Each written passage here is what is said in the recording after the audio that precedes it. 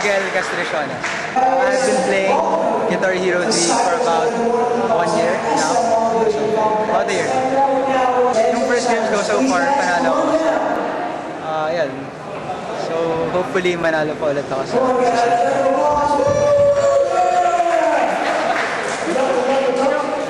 Kinakabahan ba ako? Oo, syempre.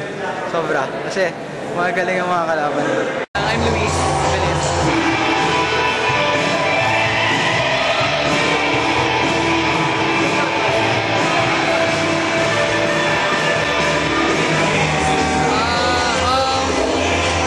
All of them are competitive naman eh.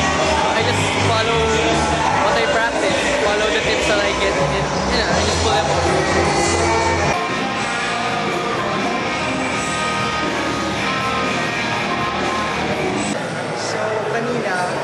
Mas challenging yung opponents ko kasi hindi na yung rock meter, talagang fluctuating. So close game, super close na game. So hopefully yung next matches ko, mas maging okay pa. So gagalingan ko pa. So compared sa previous opponents ko, mas madali yung mga dati. Pero recently, close game talaga. So pahirap na competition.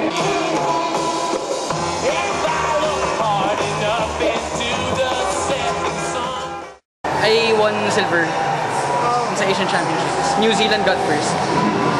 Yeah. This is my third competition. Pero the pressure still there.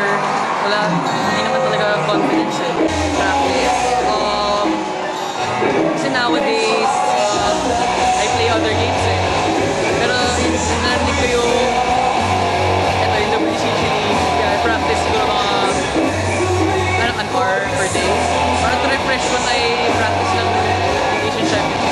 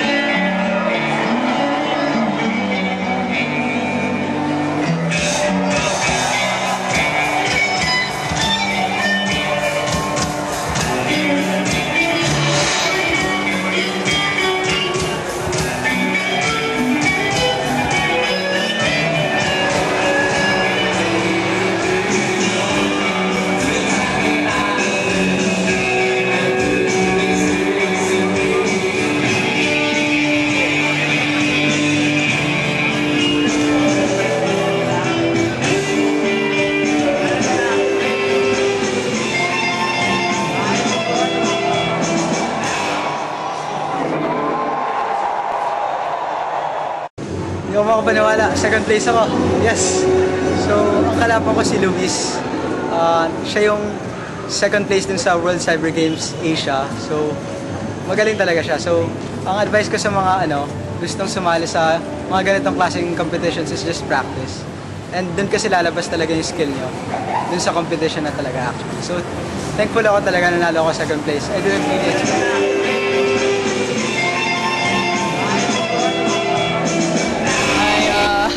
Ako yung nanalo sa Guitar Hero Tournament. I feel so great kasi nanalo ulit ako sa Guitar Hero Tournament na to. Last time, naging second lang ako, now naging first na. And it's a very big achievement for me na manalo na first sa Guitar Hero. Message ko lang sa mga gusto mag-compete.